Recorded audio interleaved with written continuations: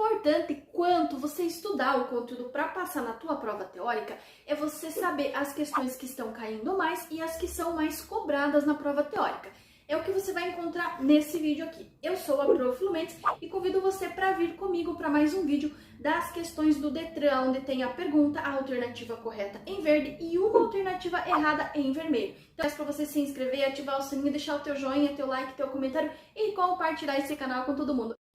A placa especial ilustrada a seguir é sempre colocada numa via transversal com o objetivo de advertir aos condutores que nela trafegam e que forem entrar numa outra via que esta. Então, como vocês já viram na descrição, ela é uma placa amarela.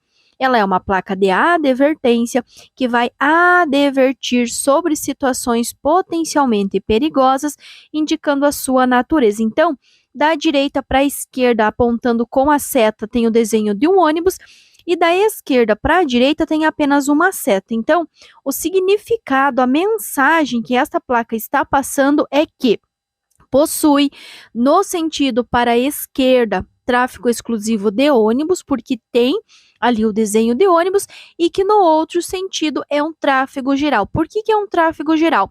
Porque não tem nenhum outro desenho de veículo, de caminhão, de ônibus ou de moto. Diferente da direita para a esquerda, que tem sim o desenho de um ônibus. Então, possui no sentido para a esquerda tráfego exclusivo de ônibus e no outro sentido tráfego geral. Lembrando, não esqueçam que é uma placa de advertência que vai alertar, que vai advertir sobre uma situação futura, sobre algo que ainda vai acontecer. Falta de buzina, pneus lisos, ou seja, carecas, e ofuscamento, respectivamente, são condições adversas de. Primeiro, vocês têm que parar para pensar assim: quem que pode não ter buzina? Quem que pode ter o pneu liso? Neste caso é o veículo, o que tem pneu, e que o pneu pode estar liso ou que pode ter a falta da buzina é o carro. E no segundo caso nós temos o ofuscamento. Por que não é condição do motorista? Porque condição adversa do motorista é o que o motorista sente, seja fisicamente ou emocionalmente. Por exemplo, o motorista ele não sente o ofuscamento. Ele pode sofrer o fenômeno do ofuscamento, mas não é algo que ele esteja sentindo. Por exemplo, sono, canseira, fome, ansiedade, nervosismo, isso são sentimentos. Logo, são condições adversas do motorista. Agora, o ofuscamento, bem como a penumbra, ele está relacionado com luz, portanto, é condição adversa de luz. O ofuscamento é o excesso de luz, enquanto a penumbra é a falta de luz.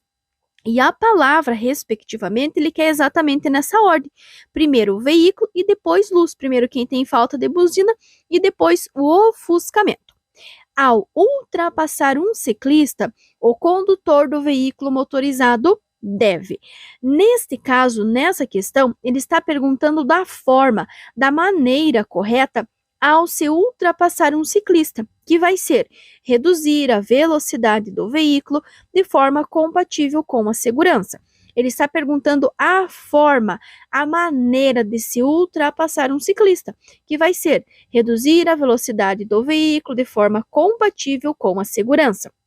Pode ser que ele pergunte também a distância. Se ele falar da distância ao se passar ou ultrapassar um ciclista, aí será sempre de 1,5 metros, ou seja, 1,5 metro. Portanto, ao ultrapassar um ciclista, primeiro, reduzir a velocidade do veículo de forma compatível com a segurança e, segundo, manter a distância de 1,5 metros, a distância de 1,5 metro ao passar ou ultrapassar por um ciclista. O que é uma PN? A sigla P de pato e N de navio significa passagem em nível, ou seja, é o cruzamento entre a linha férrea e a rodovia. Então, se caso cair para você perguntando o que é uma PN ou o que significa a sigla PN, é uma passagem em nível, ou seja, é o cruzamento entre a linha férrea e a rodovia.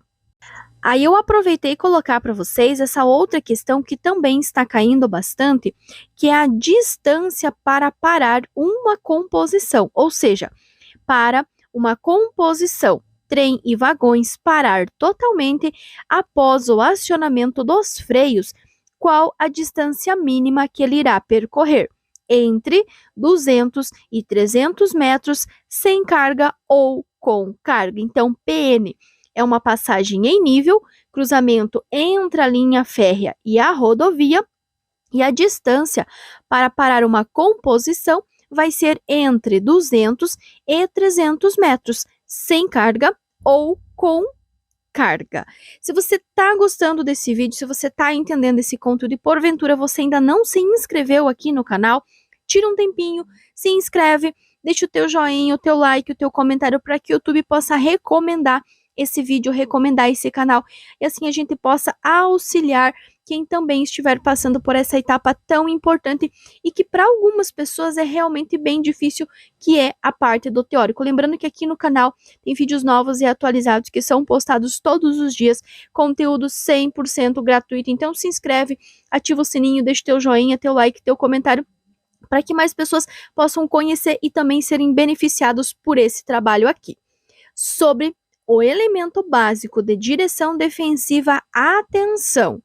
Qual das alternativas é incorreta? Então, primeiro, ele está falando do elemento atenção. O que é atenção?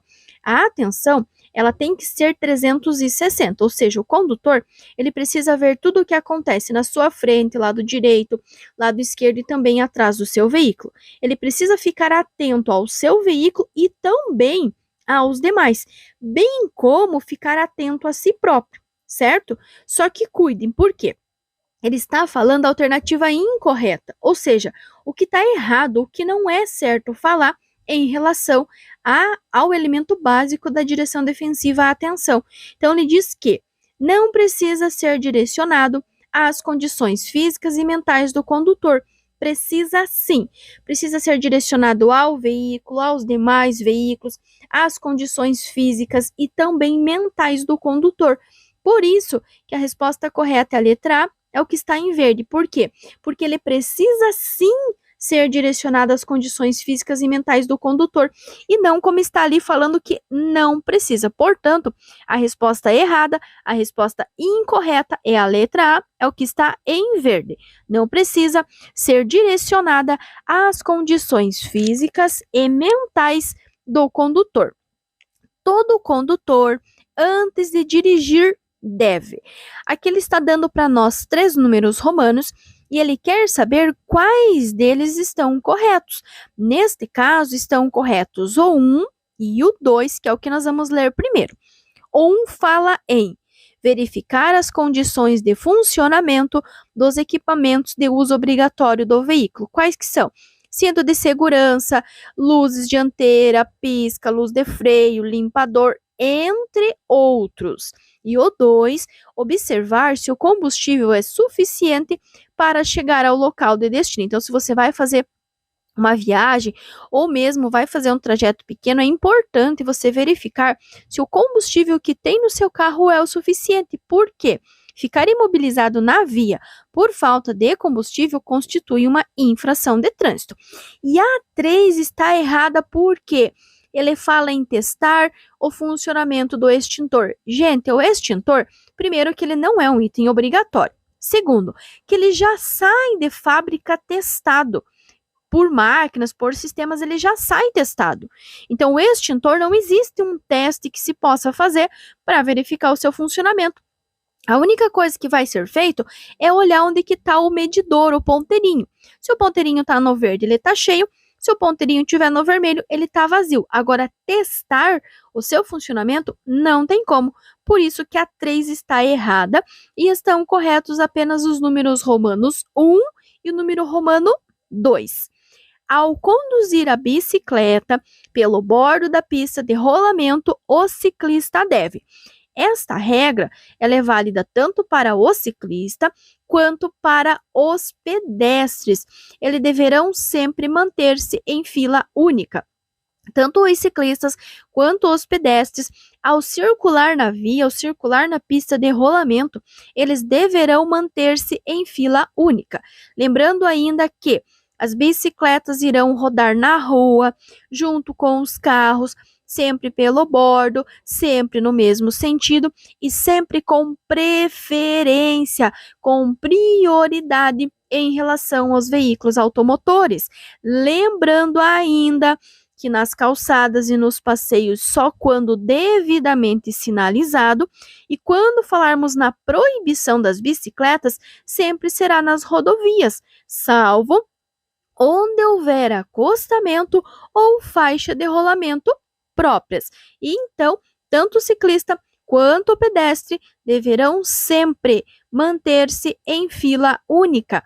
Manter-se em fila única ao transitar pela via, ao transitar pela pista de rolamento. Gratidão a todos vocês que assistiram esse vídeo até aqui. Gratidão pela vida de todos os inscritos aqui no canal. É claro que eu vou reforçar. Se você ainda não é inscrito, se inscreve, ativa o sininho para você poder receber os vídeos novos que são postados aqui todos os dias, novos e atualizados. E claro, deixar o teu joinha, o teu like, o teu comentário, para que o YouTube possa recomendar esse canal e assim a gente possa auxiliar cada vez mais pessoas com esse conteúdo que é 100% gratuito, que também estão passando por essa etapa tão importante do teórico. Um abraço carinhoso a todos vocês, muito sucesso, bênçãos e até o próximo vídeo.